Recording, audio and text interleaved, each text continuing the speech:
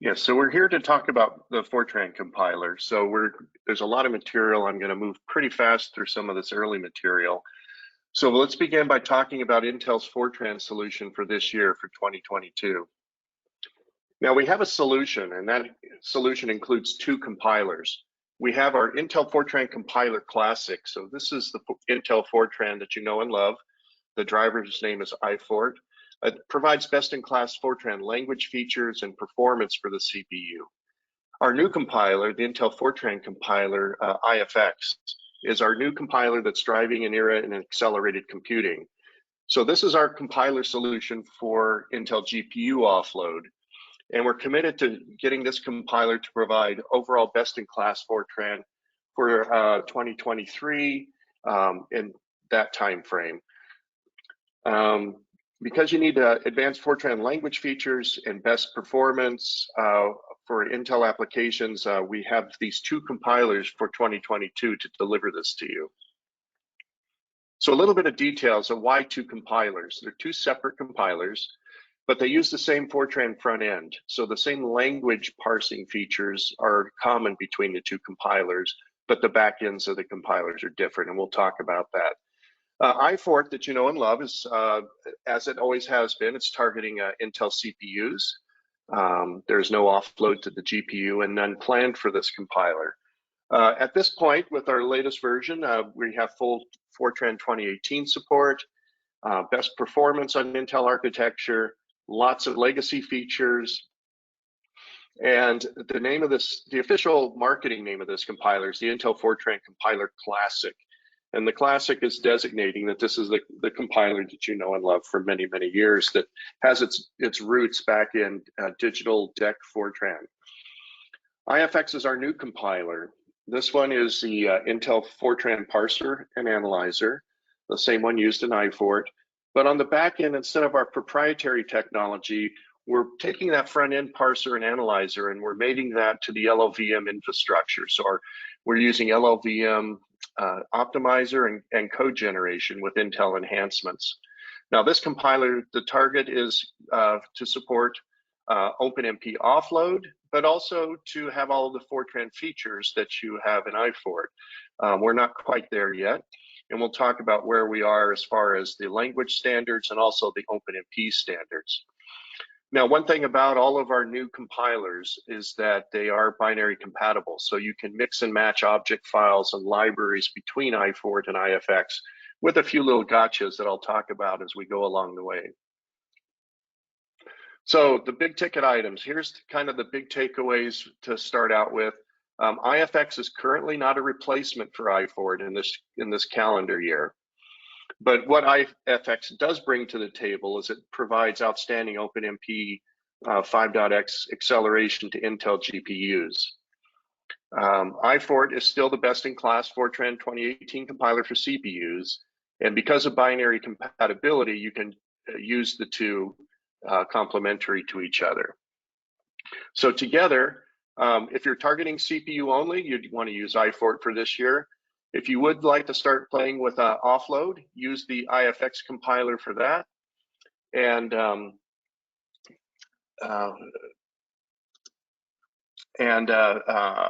you can mix and match the binaries between the two. Okay. So here's a table of all of our compiler offerings across the Intel compiler team. So we have at the top our Fortran compilers, the Intel Fortran Compiler Classic IFORT is targeting CPUs. It has OpenMP CPU support, so you can do things like threading and tasking, you know, all of the normal CPU type features, parallel do loops, all of that, kind of what I consider classical OpenMP, but it does not support the new OpenMP offload features, the target map features. So IFORT will not have that. IFX is the one we're going forward with. It will target CPU and GPU. So it provides all of the OpenMP CPU features, all of the traditional OpenMP, and also the new offload features in OpenMP. And similarly in our C++ compilers, our Intel C++ Compiler Classic, you know it as ICC, and that's strictly a CPU compiler with CPU OpenMP. And then our new data parallel C++ compiler that provides CPU, GPU, and FPGA with the DPCPP driver, and the new ICX driver for C++ using OpenMP. Now, again, all of these are binary compatible, so you can mix and match Fortran binaries with data parallel C++ or SYCL compiler, or with our IFX compiler. So since we're here to talk about Fortran, let's just get right into it. And where are we with IFX this year? So IFX is our path forward in our Fortran technology. It's driving our era into accelerated computing. So this is the compiler we're going to use going forward. It's our compiler that we're targeting for enabling our GPU offerings. And we're supporting the OpenMP 5.x standards. And we'll continue to support future standards when they come out as well. So we're very committed to OpenMP in our compilers. As a Fortran programmer, this means you have no need to call C, C++ or some proprietary APIs for your GPU acceleration. OpenMP is an open portable standard, so it protects your software investment. And as I mentioned, the IFX is using the same Fortran front end, or what we call the parser analyzer, that you know and love for IFORT. So this means if you've invested in IFORT, this is going to make the transition to IFX very easy, because we support the same legacy deck extensions and all of the front end parsing, the same language parsing, the same directives, everything that you get in IFORT today. And also you have Microsoft Visual Studio integration today, so you can pick and choose between IFORT and IFX compilers in your Visual Studio environment. However, we're still in development. IFX is still rapidly evolving.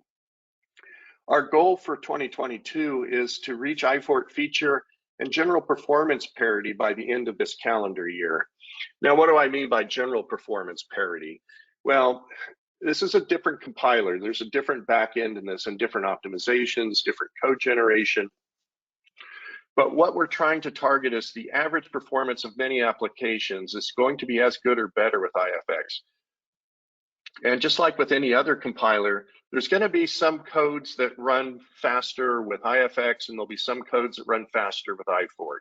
That's just true of any other, when you compare two compilers. You could take Fortran or any other Fortran compiler, and it may run a certain application faster than our compiler, and our compiler might run faster than their compiler. So it really can vary by application, but general, if you look at the overall performance, we're targeting IFX to be on par or better than IFORT by the end of this year.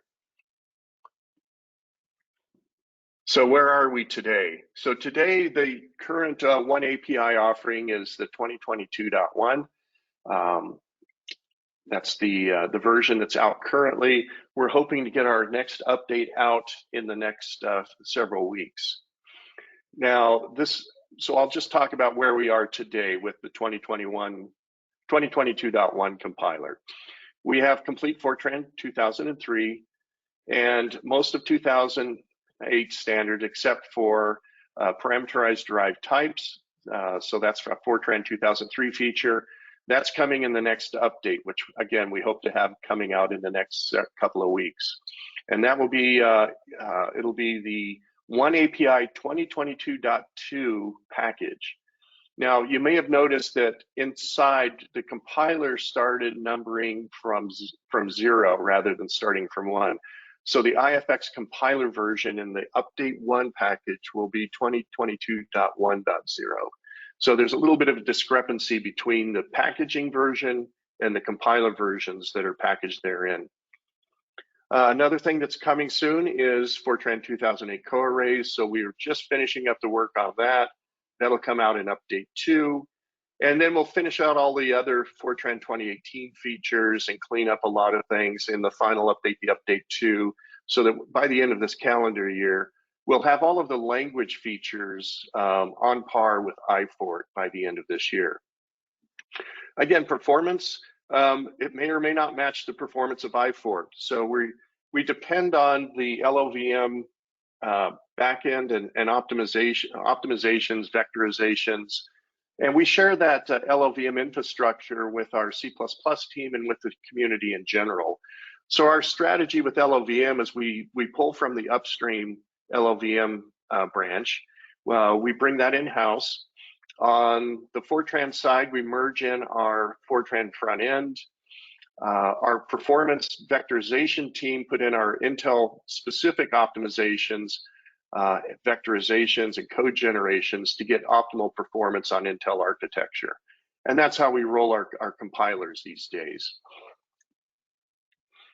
Each one of these updates then is moving very quickly. Just to give you some general idea of where we are, from the initial release of IFX at the start of this year, or at the end of 2021 in December, into this year, between that time and our current time, we have some 380 fixes that have gone into our mainline branch. So IFX is evolving very quickly. And what I want to say here is if you've tried IFX and it hasn't lived up to your expectations because maybe your code is using advanced 2008 features or parameterized derived types and it just wasn't working, or the performance wasn't quite there, just know that it's evolving very quickly. And check in with us again at the end of 2022 or early in 2023. That's again where we think we're going to have that intercept with IFORT. So some important high-level understanding of IFX is that we use the same front end.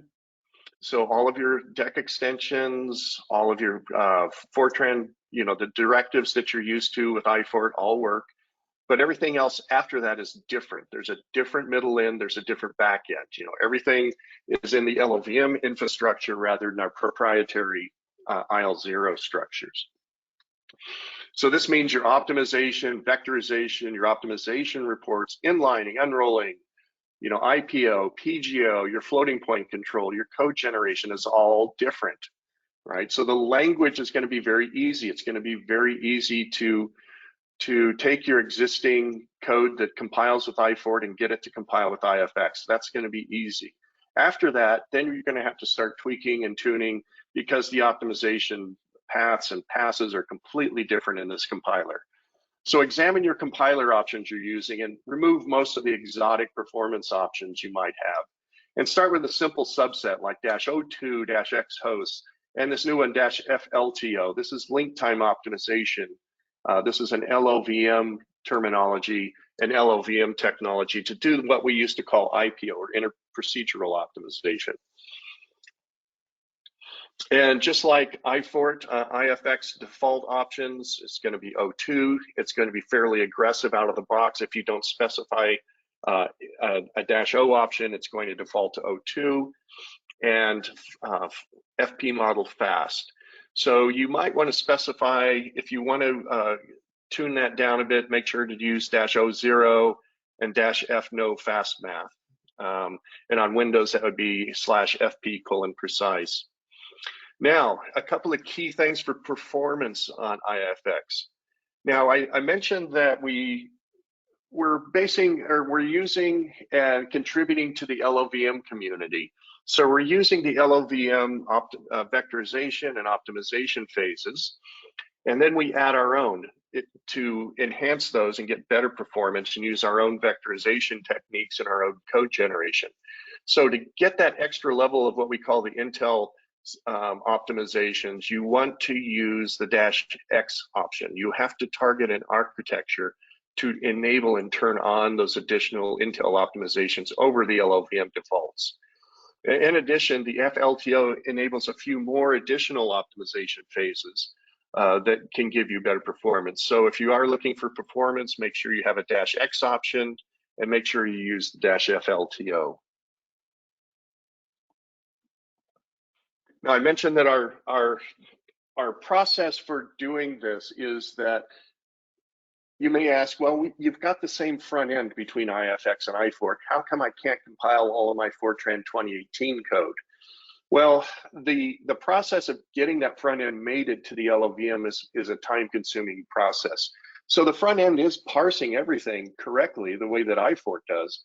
it builds something called the abstract syntax tree. So it's an internal representation of your program. And they both, IFORT and IFX, create the same abstract syntax tree. Now, the next step in the process of compiling a program is to take that abstract syntax tree and emit intermediate representation. And in our classic compiler, IFORT, we emitted IL0 representation, which was an Intel proprietary format. For IFX, we're emitting LOVM-IR. So that's the intermediate representation the LLVM infrastructure uses. So that translation from our abstract syntax tree to LLVM-IR is where we're putting all of our time right now. So you start out very simple. So you take a representation of F77 or F90, and it's pretty easy to emit the LLVM-IR for that, to translate that into LLVM-IR. As you go up into the language standards, it gets more and more complicated to translate that abstract representation of the program to the IR. And that's where we are. We're trying to get all of the language features in there and they're already in there. They're in the abstract syntax tree, but translating those to LLVM-IR is a big task. And that's the process we're going through this year. We use the -stand option to check your code against standards. So if you want to see if you have something above Fortran 2003, you could use -stand F03 or F08 or F18, and that will check your code against the language standard. You can change those emit warnings if there's something in your code that's not in a standard. If you want to create those as errors, you do the -warn errors, and that'll abort the compilation. Now, we have an article here that's listed in the references also. We have a web page where we list all of the language features and all of the OpenMP standards and all of the features in those standards and where IFX is in implementing those. So if you want to know if a particular Fortran feature or a particular OpenMP feature is implemented in IFX, use that reference, that web page there. And for each update, we update those so that we keep it current with the current compiler. Some other things about IFX, these are just essentials. So if you are using any undocumented options, those will no longer be accepted. These are different compilers, so there's some things that don't translate well between our IL0 compilers and the LLVM compilers. And we have a compiler option, -Q next-gen diag, and that prints a long list of IFORT options that are to be supported someday, the ones we're getting to, and also prints a long list of IFORT options that are removed. And then the options are pretty similar for the optimizations. 0 through 03 mean the same thing. -G, -IPO, even though LLVM doesn't have IPO, it has LTO, or link time optimization. So we translate where we can. So we're taking our IFORT options and translating all of those that we can. And most of them do translate very well, but there are some new ones that are not part of the older IFORT compiler. All right, so there's actually two phases to this, right? So the first phase is getting IFX to support the Fortran language the same way IFORT does. The next thing is OpenMP, and IFX is going to be an offload OpenMP compiler. All right, and so here's the high-level diagram of how this works. So you take your Fortran program, and if you're just doing kind of what I call traditional OpenMP threading, parallel do loops to the multiple cores, you take the leftmost path, you use the OpenMP CPU runtime, which targets the CPU directly. So that's the leftmost path in this. Now, if you're going to do OpenMP offload, you can target CPU or you can target GPU, right? So you can actually have offload code that targets and runs on the CPU. And that's the next path on the left. So you start with your Fortran program, you go through the OpenMP offload runtime, you take the left branch here, you go through the OCL, which is the OpenCL plugin, and the CPU OpenCL runtime goes through the threading building blocks and dispatches that offload code onto the CPU. Now, this is a good path if you're doing some initial testing and you want to see if your offload code is actually syntactically correct, and if you can actually do an offload to a device. In this case, you're going to offload it to a CPU device. Of course, that's a good kind of a sanity check, but obviously if you're doing offload and acceleration, you want to target a GPU. So there's two different paths to go for GPU. The first path goes through the OpenCL, here we go. Oh, the first path goes through the OpenCL plugin over to the GPU OpenCL runtime. So you're using the OpenCL runtime, which then calls the kernel level kernel mode driver for the GPU, and then of course that kernel mode driver talks to your actual hardware, your Gen 9, Gen 11, Gen 12, or your Xe GPU. Now there's also a path where you can go, instead of going through the OpenCL runtime, we have something called the level 0 or the L0 device drivers. So in that case, we're going to skip the OpenCL. We're going to use a more, pedal to the metal, bare metal sort of a driver stack. And in that case, you take your OpenMP offload code, you run through the level 0 plugin, that talks to the level 0 runtime, which then talks directly to the device. And that way, you don't have to use the OpenCL runtime. So the OpenCL driver is installed separately. It's not part of the compiler. There's a link where you can go get that. So the first stage, if you are going to start playing with OpenMP offload, is to get the appropriate driver installed on your system. So follow that link for getting your GPU, your OCL driver stack for your GPU. And if you're going to target the CPU target, you need threading building blocks, or TBB. And you can get that from the base toolkit, the One API base toolkit, or there's a standalone component download where you can just pull the TBB itself without the rest of the base toolkit. And there's a link there for how to do that. Now this is a complicated one. I'm going to skip past this in the interest of time, but there's two modes that you can use if you're going to do offload from your Fortran code. The default is using a just-in-time compilation flow using the OpenCL runtime.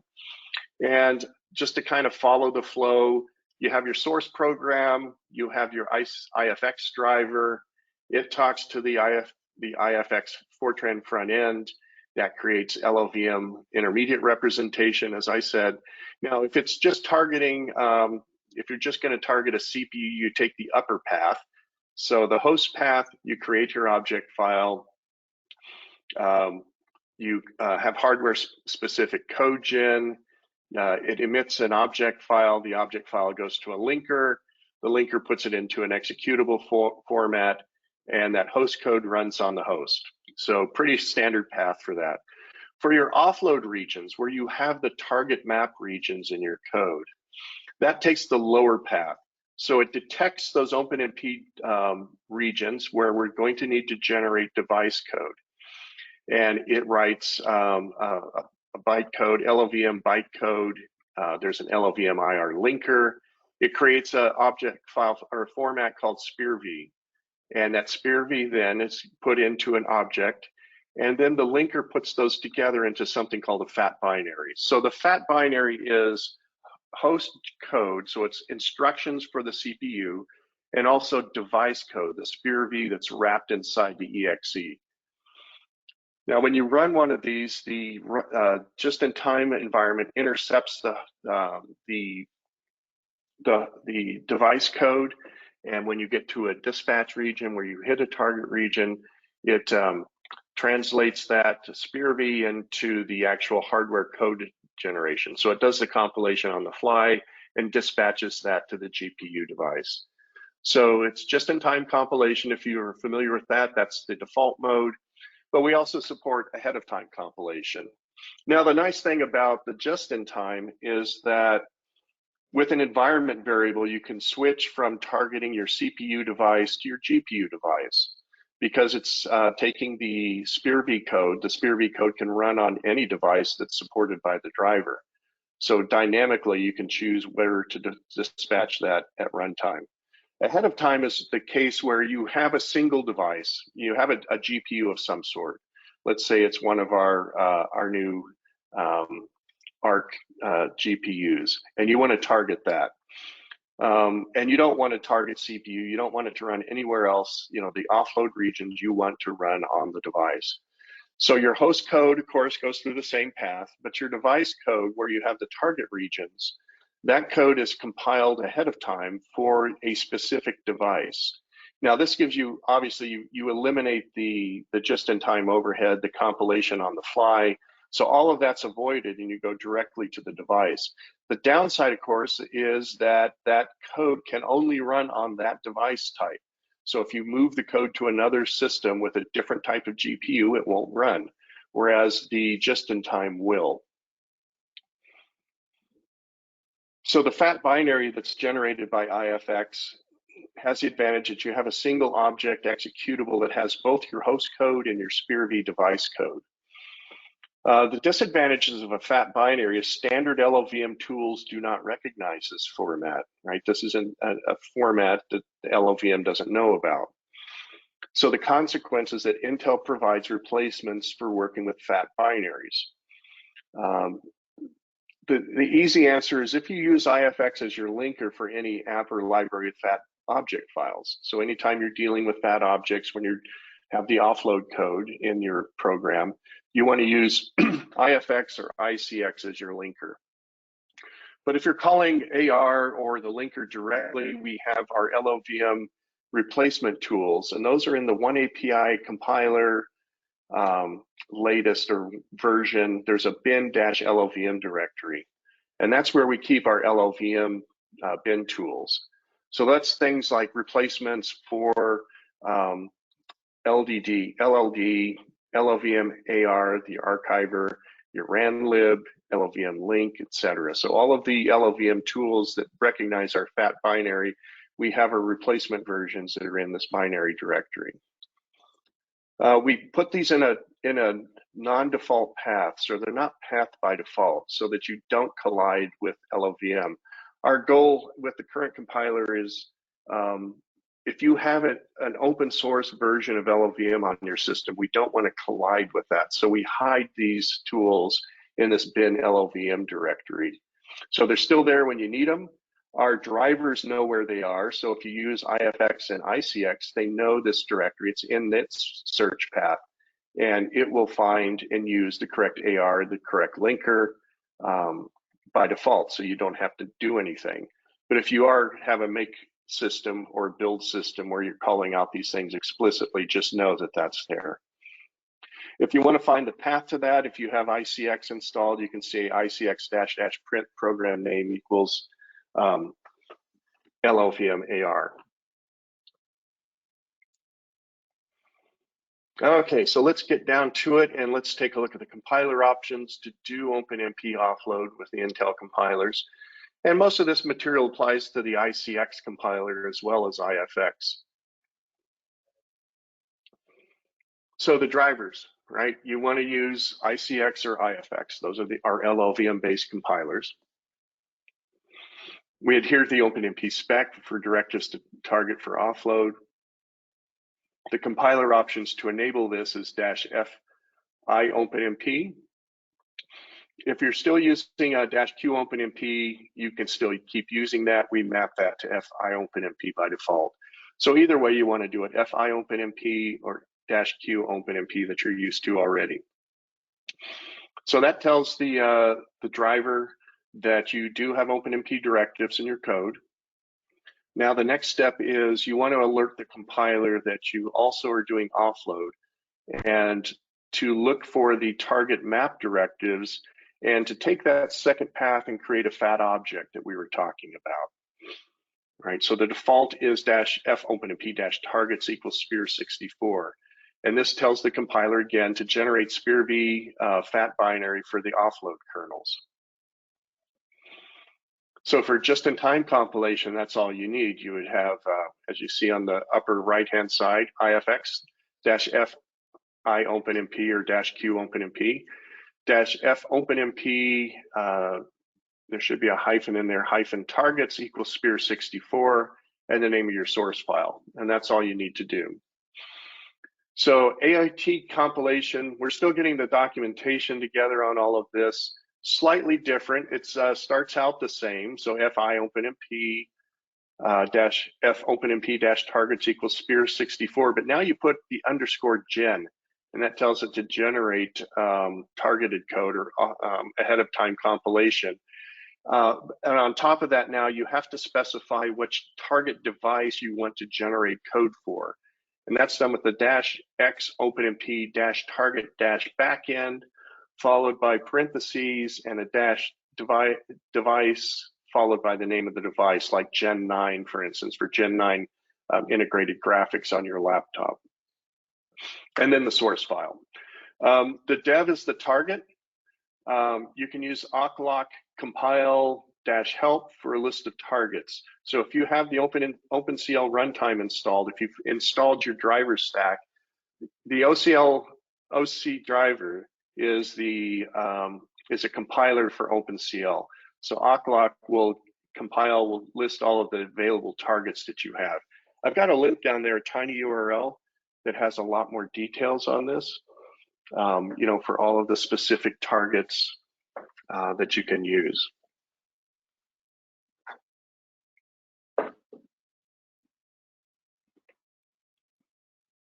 Okay, let's take a look at a simple Fortran example. If you haven't seen offload code before for OpenMP, this is what it looks like. So the syntax is there's an OpenMP directive, target, followed by a number of clauses, followed by a structured block. For instance, like a do loop or a loop nest.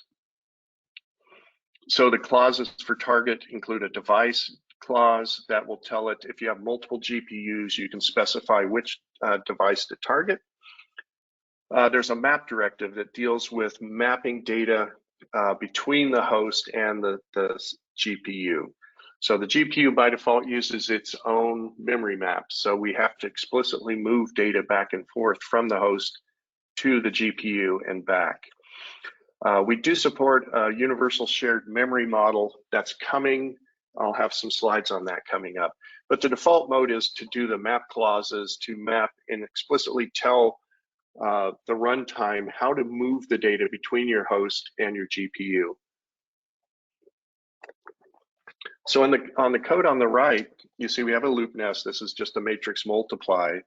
And we want to offload this matrix multiply. So in this case, we have arrays A, B, and C. They're two-dimensional. They're n by n, where n is a parameter shown up above. It's 1,000 in this little example. I haven't shown the initialization codes. Let's assume that you initialize the A and B arrays and you set C to 0. Now it's time to offload the data and compute the matrix multiply on the GPU. So in this case, if we're looking at this, if we go down into the body of the loop, you receive the matrix multiply. The result is going to be stored in C. Oops. And C equals C plus A sub K times B sub J sub K sub J. I think we've all seen matrix multiply before. Now in this calculation, of course, we need to move A and B over to the GPU. So the values that we've initialized on the CPU, we have to move that data to the GPU, and we're doing that with the map clause. So OMP target tells it that this is an offload region. So the structured block needs to be offloaded. The map clause tells us how to move the data between the CPU and GPU. So we're going to map to the GPU A and B. That means we're going to take the data on the host and move that over to the GPU. For C, we need to move it over there, but we also have to move it back because we're going to get the results out of C. So that is a to from. So that tells it that not only does it have to move the data to the GPU, but at the end of the structured block, you need to move that data back to the CPU. And then we obviously have, since this is just GPU code, we also have to tell it to parallelize this. So OMP parallel do to tell it that this is a parallel do loop. And at the end of this, since this is Fortran and we're very block structured, we have an end parallel do and an end target OMP directive at the end of this.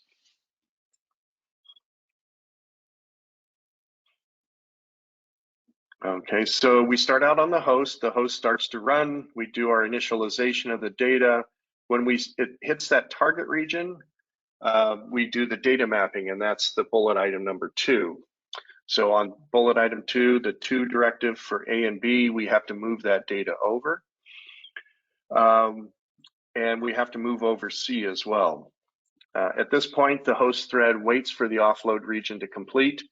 The device takes over at this point. It does the matrix multiply, calculates the values of C, and at the end of that kernel, there's a map to move that from the device. So that from clause in the data map tells it at the end of this kernel to move C back to the host. At that point, the host thread synchronizes and execution continues on the host. And as I've specified, OpenMP also provides unified shared memory. This simplifies the mapping task. So with unified shared memory, you say to yourself, well, take a look at my code and be smart enough to know when data is needed on the GPU and move it for me, and when I need that data back from the GPU and move it back for me. So you don't have to explicitly use the map clauses. You just declare variables as part of USM, and then the system runtime does all of the work of moving the data back and forth. So that'll simplify coding quite a bit. Now we have that in ICX, but not in IFX today. We hope to have that by the end of the year, so we can start using a unified shared memory programming model. So if I get invited back, maybe in early 2023, we can give some examples of using USM with OpenMP and IFX.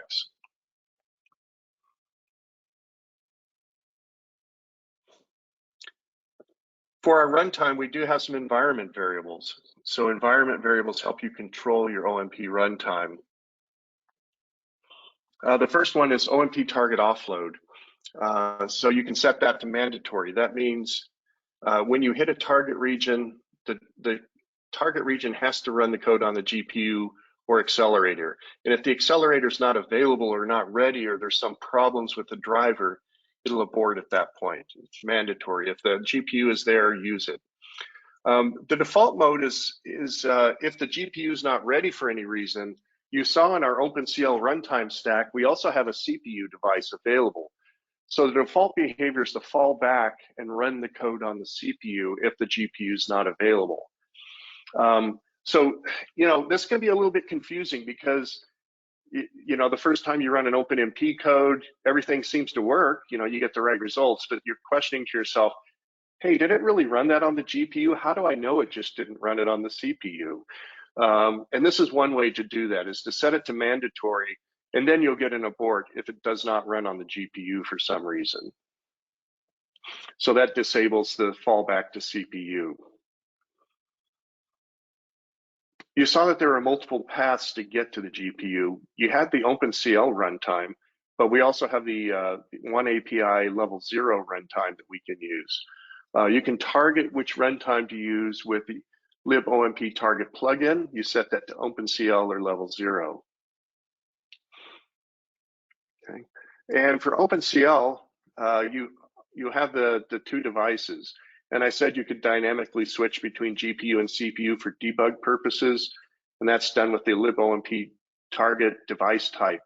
And if you set it to CPU, it'll run through the same OpenCL stack. It'll still do the just-in-time compilation, but instead of targeting code for the GPU, it'll target code and offload to the CPU. So it kind of treats the CPU as if it were a GPU. It goes through the same software stack you would use to get to a GPU, except it runs it on the CPU. And of course, to force that to GPU, you can say libomp target device equals GPU. And that tells the OCL runtime to target the GPU. So another thing you want to do when you're offloading is to track performance or profiling of the GPU kernel start time, complete time, and data transfer time. So you can actually see that the code is offloading to the GPU, and also get a feel for how much time was spent on the GPU and how much data was moved back and forth. And that's done with libomp target plugin profile. You set that to true, and that'll turn on the profiler, which will show you the data. And I have some printouts to show you what that looks like. Now, for debug purposes, if something goes wrong or you get a seg fault or something when you hit the offload region, you could set libOpenMP target debug equals to 1 or 2. So 1 is a cursory debug information, 2 is very in-depth information. And you use that in a bug report when you send that to Intel saying, I'm getting a seg fault when I'm trying to offload. Here's the dump from the debug output. Okay. And then there's also libOMP target info to print information about your OMP runtime environment. And there's a link down there for OpenMP LLVM org runtimes.html with some more information on these two variables. So the first one I probably want to call out in more detail is the libOMP plugin target profile. So this is your profiler. You want to set that to true. And in this case, it'll tell you that as your code runs, it'll tell you the type of device. It'll tell you that the lib profile is true and everything's in microseconds. It'll give you the name of the kernel. So this is a decorated name of the kernel. In this case, you can see this was a Black-Scholes kernel. It was calling iteration 0, calling validation OK, calling close complete. And then at the end of this, it'll give you the profile. So data read, and this is all relative to the CPU. So data read means I'm on the CPU, I'm reading. That means I'm pulling data back from the GPU. So the data pullback from the GPU was 16,585 microseconds. Data write, this is CPU centric, so write means I'm pushing the data out to the GPU. That was 9,980 microseconds. And then the total time for the kernel was 24,000 microseconds. So you get all of that information. The data read and write's helpful, so you can see how much time you're spent pushing data and how much data time you're spending pulling data back relative to the overall runtime.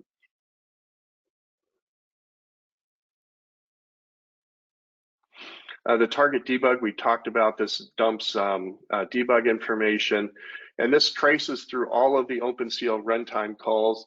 And so again, that'll help us to figure out when something goes wrong, at what stage in the runtime stack. Software stacks are quite complicated. Where did something go wrong?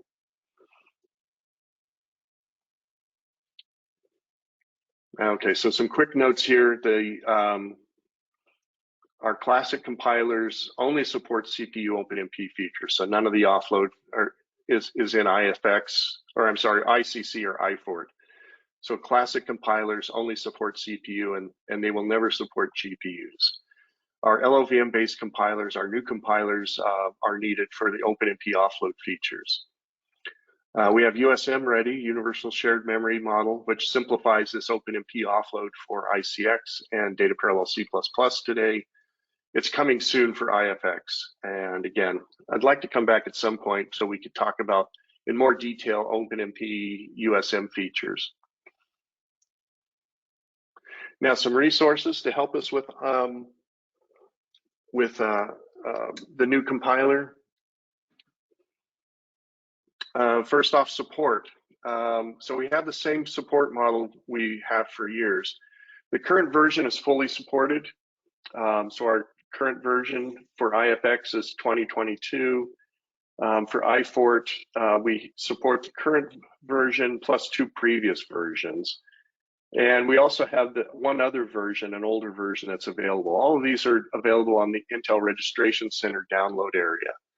So if you have an active support contract, you can get onto the Intel Registration Center and pull all of these. So IFORT, again, is going to continue to be supported by our usual model. We still have a number of years ahead for IFORT. We realize that IFX is not a replacement at this point. We're sort of looking at around the 2024 timeframe for when we think it might be time to start looking at deprecating IFORT. So at that time, when we say deprecation, doesn't mean we're removing it. It just means that it's a warning that you need to get off of IFORT and start moving to IFX. And again, we don't think we're going to get to that point until 2024 at the earliest. So IFORT's still got a lot of runway ahead of it. And again, the nice thing is that IFORT and IFX share the same front end. So as we're making, if you find a bug in how it's parsing the language or it's getting an internal compiler area, when we fix it for IFORT, we're fixing it for IFX and vice versa. So both of them are going to get the fix. So both compilers are going to continue to move forward for the next several years. And again, maybe 3 years, 4 years, 5 years down the road, we're going to say end of life for IFORT, and by that time, IFX we hope will be superior to IFORT in all aspects. But we do realize you've got a lot of investment in IFORT, and it's not going to disappear anytime soon. So we still got years and years ahead of us. There's a link here for our supported and unsupported product versions that lists what we show up above. The current version, 2 previous versions are supported, and we provide one other version beyond that, but no support for that version, but still available for download.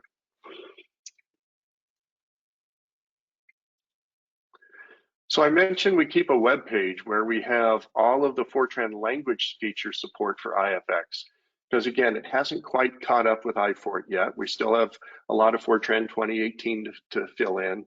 We still got to get co-arrays working. As I mentioned, right now the biggest hole in IFX is a parameterized derived types, and that'll be fixed in update 1. And so this page is where we kind of keep a running track of everything that we have implemented in the currently released version.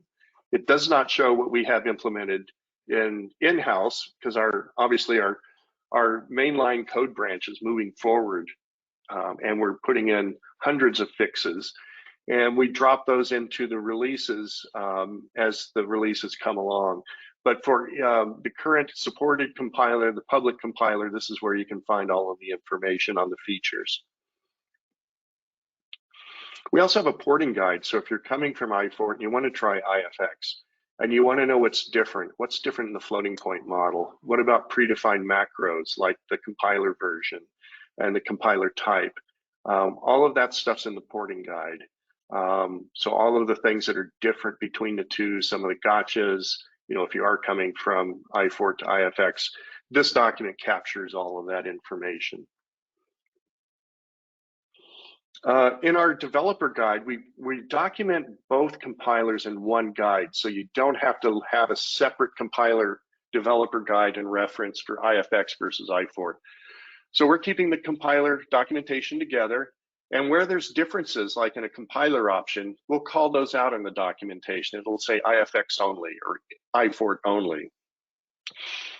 So we do call out the differences, but we keep one developer guide to make it simple.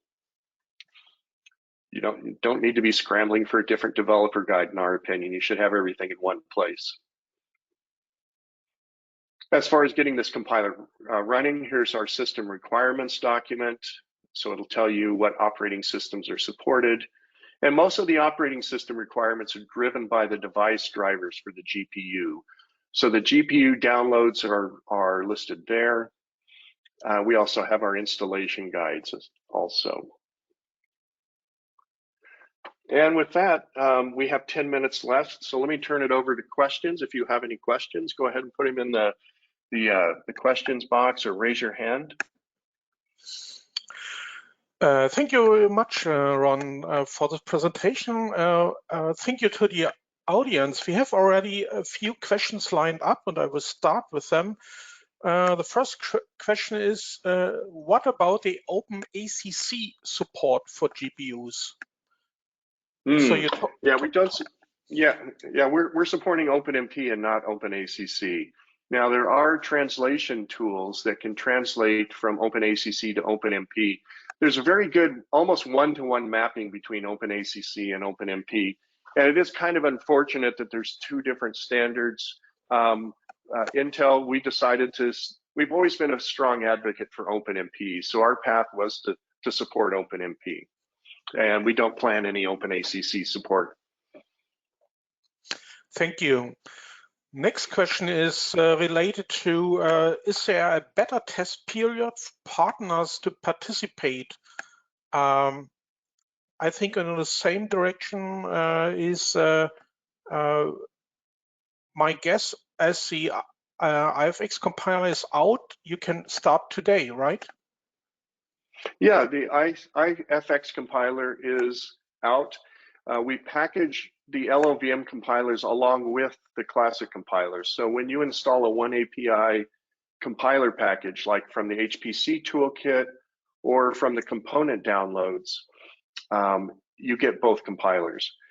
So I mentioned there's two ways to get the compiler. The first way is to get the one API HPC toolkit. That has ICX, ICC, IFORT, IFX, and also the data parallel C++ compiler. But we also have the component downloads. And I think I had that reference way back at the front. If you want just the Fortran compilers, there's a standalone, what we call a component download package that will have just the Fortran compiler. And let's see, let me see if I have it. I think I have a document. Let me stop sharing this. And let me bring over my browser. If I can bring that over. No, it doesn't want to let me bring that over. Let's see if I can find that link.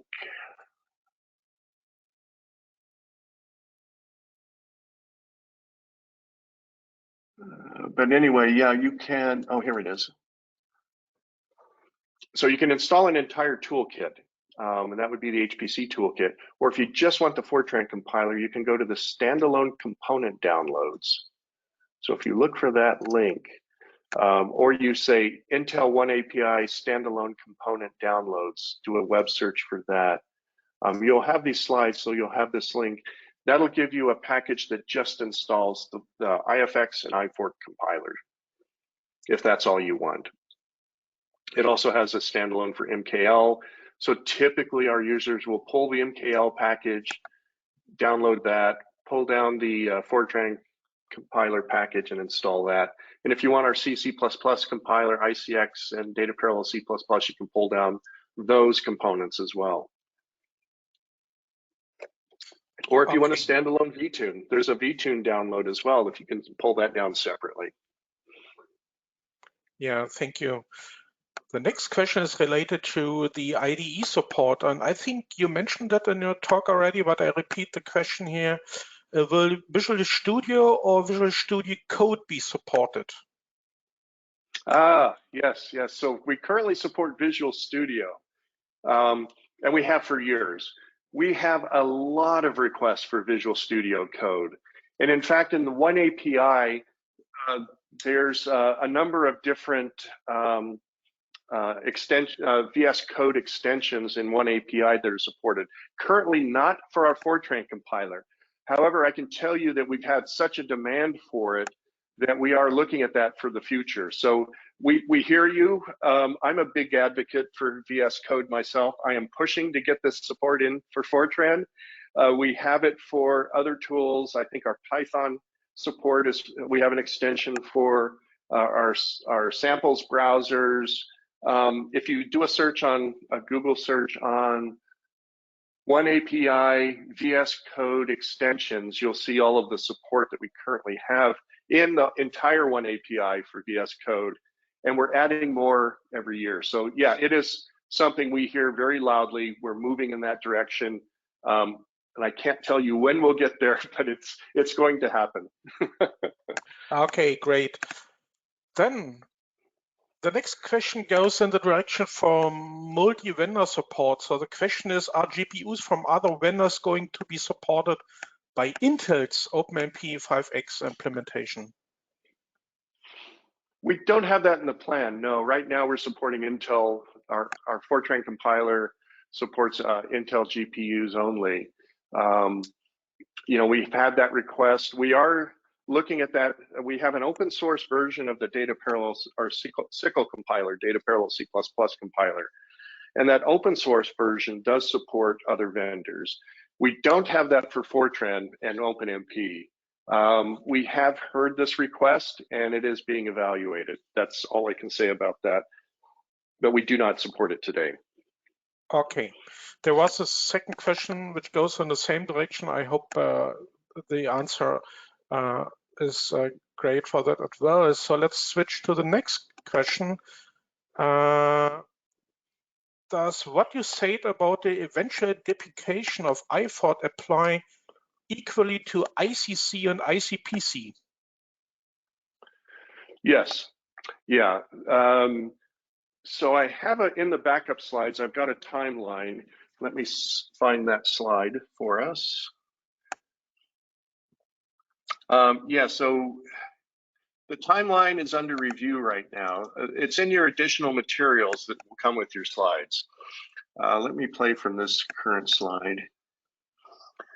So we will be deprecating both ICC and IFORT at some point in the future. ICC is going to be deprecated first, and that's because it's a much more mature compiler. So our C++ colleagues at Intel had a very easy job ahead of them because they had a good C++ front end in Clang. So Clang was there. It's been around for a lot of years. It's very solid. So getting ICX to work was a very easy task, right? They had a working front end. They had a working LLVM infrastructure, and it was very quick to put that together. ICX is performing as good in most cases or better than ICC at this point. So the plan is looking at the end of this year, we are initially planning on starting to transition ICC to legacy product support and have a deprecation notice. But we've had a lot of pushback from critical customers saying we might need a little bit more time with ICC to make the transition. So don't take this as this was our initial target. We think we're pushing this out to the right for another year maybe. But yes, at some point we have to say, you know, this compiler is deprecated. Please move over to the new compiler. We'll give you at least a year, if not more, between the deprecation and when we remove it from the product. We'll keep it on the Intel Registration Center for many years, right? So even after we deprecate and remove it from the packages, the older versions of ICC will be available for download on the Intel Registration Center. And the same for IFORT, but IFORT's pushed out another year. So again, 2024, we'll take a look at where we are at the end of 2023 and into 2024 and say, is it time to start deprecating this and removing IFORT? And my guess is we have such a strong user base in IFORT, it's going to take us longer to move people from IFORT to IFX. That's just my own interpretation. But yeah, at some point, these the classic compilers do have to be end of life. We're moving forward with LLVM.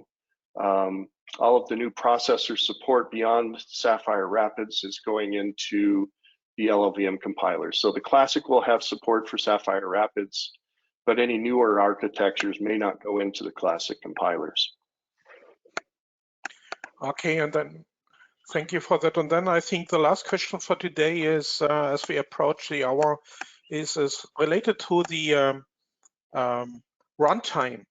Is it possible to have separate OpenMP CPU threads launch their own OpenMP GPU kernels? So a nesting of OpenMP. On the CPU, it's technically possible to do that on the CPU. It's not possible to do it on the GPU, right? So you can't have an offload kernel do an offload on a GPU. On a CPU, it might be possible. I don't know if we support that. I would have to look into that. Yeah, certainly for the CPU would be capable, it could be capable of doing that. I just don't know if we support that nested model that you describe. Okay, and then the very last question, because that's interesting for myself as well. Do you consider to supporting FPGAs as accelerator device from Fortran? No, that's not in the plan currently. Okay. I think, thank you for that. Thank you for this great presentation. Give us the update of IFX. And with that, we close this webinar. Thank you to all the attendees, and looking forward for the next webinar of the IXPUG. Bye-bye.